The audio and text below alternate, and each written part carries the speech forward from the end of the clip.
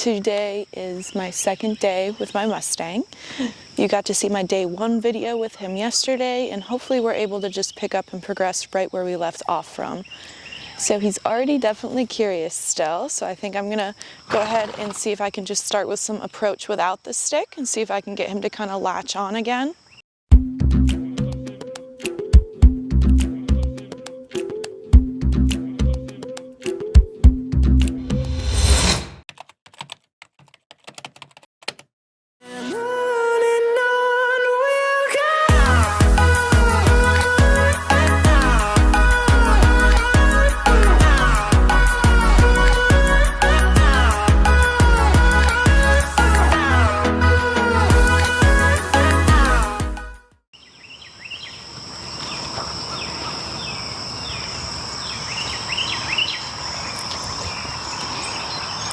So what I'm going to try to do is grab his eye and then back up to draw him in, because he seems to really like that method and he enjoys when he gets to close the gap and kind of come say hi. So I'm going to wait right here. Head bobbing right now I'm not too worried about. Sometimes with a horse it can mean that they're kind of sizing you out to see if they might be able to push you out of their way. Good boy.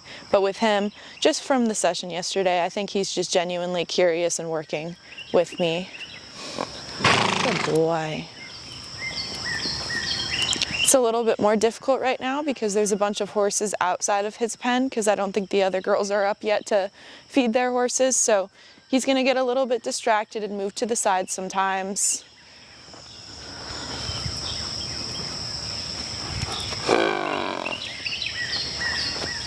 Good boy.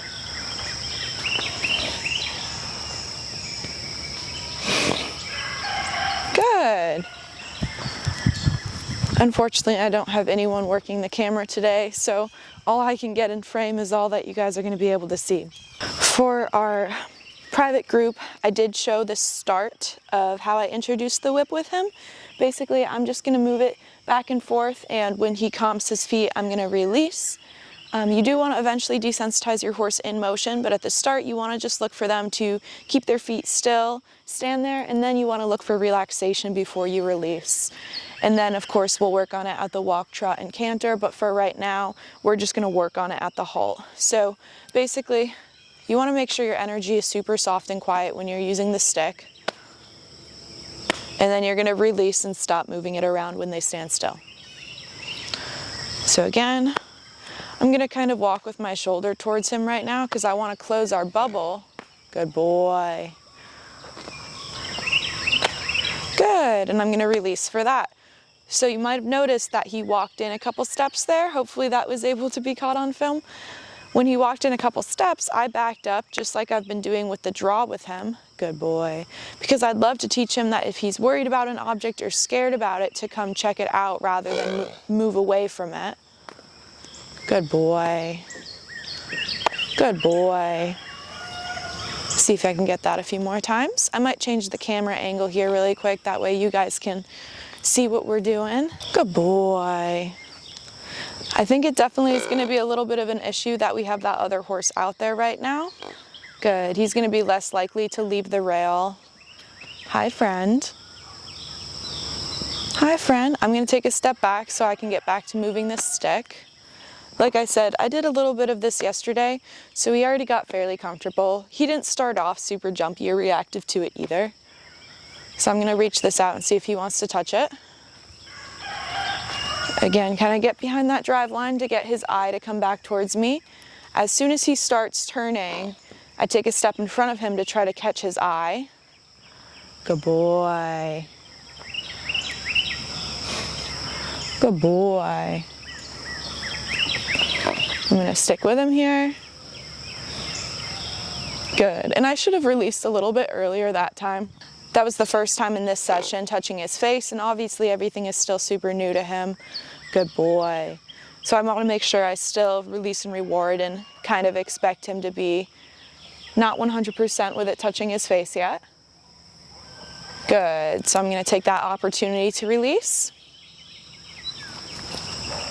And now what I'm going to work on is tossing the rope a little bit closer to him, maybe even over his neck. Good boy. Good boy. So that's one of the reasons we kind of get started with that motion desensitizing. Good boy. Good, and I'm gonna take it off. Boy. Good boy. Try the other side. Other side's a little bit scarier. I'm gonna stick with him here again. When he gives his hip, I'm gonna back up and draw him in. And we have worked more on his branded side than his main side. So I probably won't just go up and start touching his main side. Good boy. I'm pretty happy with that right there. I'm gonna go back in with my hand. Now my goal is to maybe start petting a little bit further back on him, see if I can get to his neck. Good boy. Good. And I'm kind of using that same hook technique that I used yesterday, where I would walk to him, and if he started moving away, typically it would be away from me since I'm standing more on that branded side, and then I would take a step to my right to get him to come back in. Now that was definitely more good distance away that time, mainly moving around because that other horse moved. Still going to be doing a lot of matching his steps today. Good boy.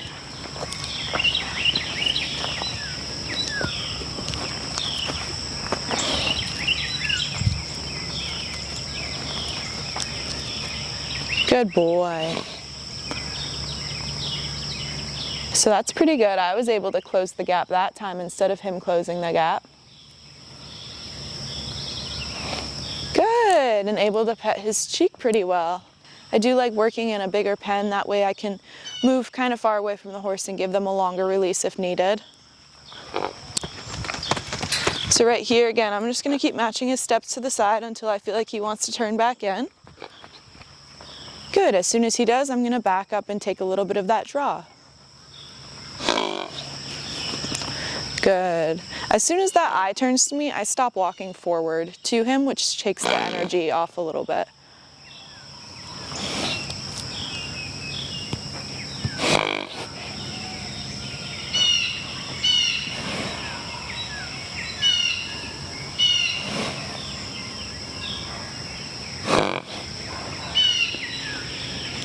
So I held just a second too long there. Good boy. Good boy, there we go. And you guys might have heard me talk about in the other video, I don't know if I mentioned it in his first session, but the horses that are kind of really big and present with you and doing the head bobbing or even approaching you fairly fast, and sometimes his draw is fairly quick, you want to just make sure that when you give that release and walk away, you don't always necessarily turn your back to them. Sometimes it's better just to back up so you can keep an eye on them. Ideally, if I can, I'm not going to have these guys run around a lot because I don't want them to think I'm just here to push them around. If you think about it, most of their experience with humans has just been working in the chutes, good boy, moving around the pen, good boy, getting in to get shots and farrier care, which is all super necessary, but regardless of if it's necessary or not, the horses don't always understand that. Good boy. I don't know if I said in my other video, but this little guy is from Diamond, Nevada, which I believe is the same place Smudge was from, or close to the same place. I think Smudge might have been from Diamond Hills North, which is just 2 HMAs up from Diamond. Good boy. In my opinion, he doesn't really look like the typical Diamond. They have a little bit more of a stockier build. Of course, he's younger though. Good boy. Good boy. There we go. So with all Mustangs, you'll notice, if you've watched my videos or other gentling videos, there's a lot of repetition. Good, that was nice. See how he thought about turning away and leaving, but he decided to stay. I'm gonna give him a good release for that. I always like when I can catch them making decisions and then choosing to stick with me. I always try to reward that. But like I was saying, you'll probably notice there's a lot of repetition with these guys. And that's because every time we're kind of raising our expectations for them and wanting them to either stay around a little longer, be a little bit more relaxed, try something new, which for me, I'm touching a little bit further back and I'm starting to move his tag around. I don't know if you guys can see that on your side. Good boy. Boy. So I think what I'm gonna do is end it here for a couple minutes. I'm gonna go and grab a rope halter. Good boy. And see if I can start working on that with him. I have a feeling I'm gonna be able to get this tag off a little bit later today. Good boy. Good boy. But I wanna see if I can get a rope halter back on him. I'm really liking that I'm able to take this mellow approach with this guy right now, and that his curiosity is really coming into play and helping out. All right, I'm back with the halter, and now I'm gonna talk about introducing an object a little bit closer to the horse. So we worked with the whip a little bit, and now we're gonna work with this handheld object, which is the halter. Let him reach out and touch it and take it away. Again, reach out, touch, take it away. So what I wanna do is be able to rub his body with this halter now. Good boy. Well, not his body, but all of the parts that I've already been able to kind of pet on him and work with. So I might go around to the cheek. I know, it's weird. And I'll let him move his head and check it out if he needs to. Good boy.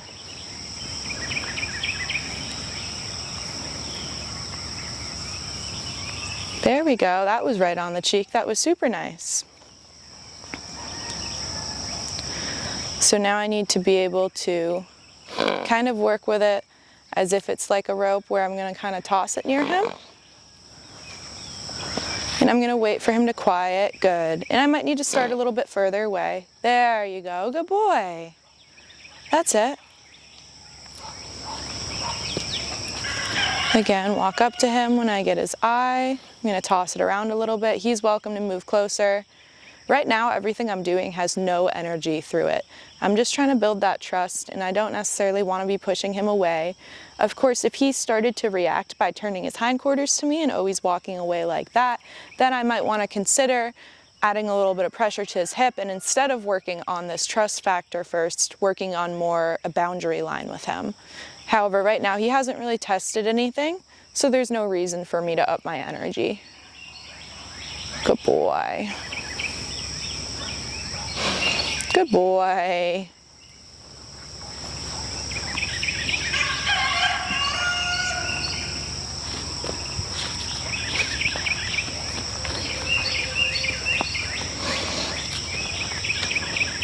Good. I'm going to use my draw to my advantage here to help him stay in the camera frame angle. The other horses are running around, so that's definitely going to factor into it. I'm going to not take that personally, not get upset.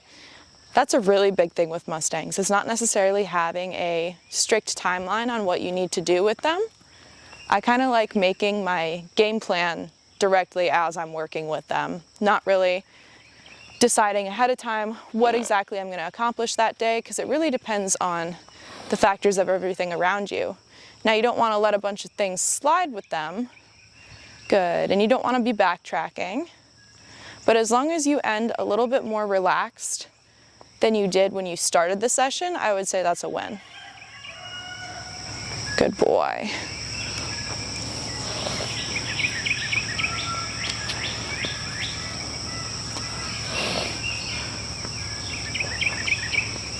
Good boy. So I was able to kind of toss that up over his head right there, or more onto the side of his neck than anything. Good boy. Good boy. Good.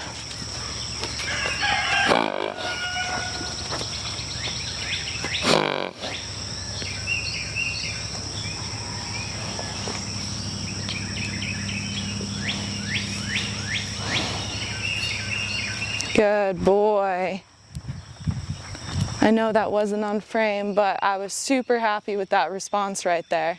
When I'm approaching him, I'm going to see if I can just toss it up and over. Good boy. And down. Have it kind of work over there. Good. Now my next step is going to be getting him comfortable with my hand reaching under. Good boy. So you always have to be a little bit more cautious when they see that hand come out of the other eye. Sometimes it worries them. That was a good reaction there. Good boy. Then get it up over the nose and off. Super. Now when we tie knots, we can do it with one hand, but usually it's easier with two hands. So I'm gonna see how he feels. Good boy. About a two-hand approach. I know, this is different than normal. He really wants to learn the smile trick, so that's really good.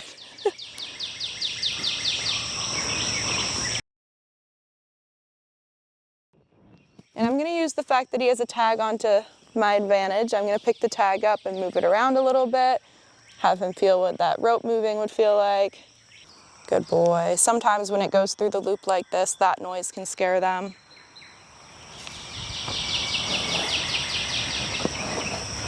Good. So I just right there tried to stick with him.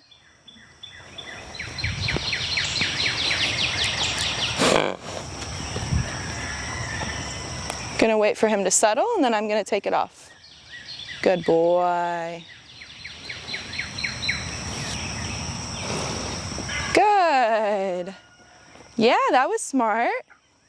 Good boy.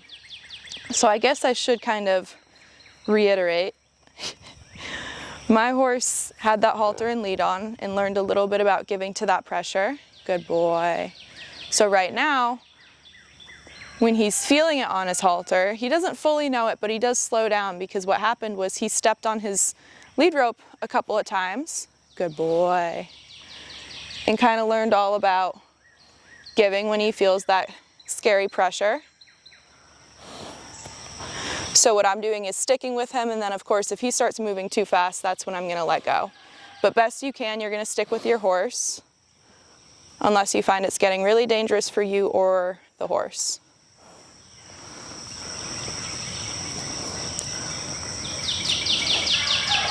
Good boy. Good boy. So I'm going to end with both my two hands, again, kind of at this halter area. And then I'm going to take it off because I liked that reaction a lot. You guys saw him think about heading out, and he decided to stick around a little bit. Good boy. Good.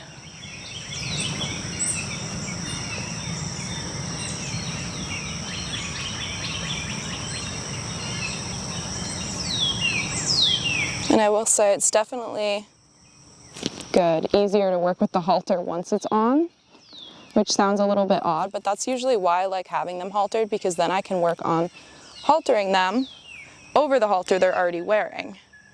Good boy. So that's kind of how my brain worked in the speeding up process. The reason I got the halter on is because I'm on a little bit of a shorter timeline trying to get him ready to go on the road and all. So if I had the halter on him, I could teach him how to give to pressure first with that lead rope. And normally I don't get the lead on. I kind of think I just did that out of habit of going in my tack room and grabbing a halter and lead. Normally I just get a halter on. So when I was driving back, I was like, this is kind of weird that I got a lead rope on him. But normally with that halter on, I would go up, get him used to attaching the lead rope, and then I would work on some moving around, getting him to yield his hindquarters, just understanding to give to that forward pressure. And I would also work on haltering over top the halter. Good boy. That's a little bit of a curious draw again. I know. Thank you guys for watching this session and joining in, and I think I'll probably have a part 2 to my day 2 with my Mustang today. Make sure to subscribe to my YouTube channel if you guys are interested in watching his progress. I'll also be posting updates about him on Facebook and Instagram, so if you want to check those out, he will be available for adoption in September at the Mustang Makeover, and I think it's going to be a pretty fun journey with him.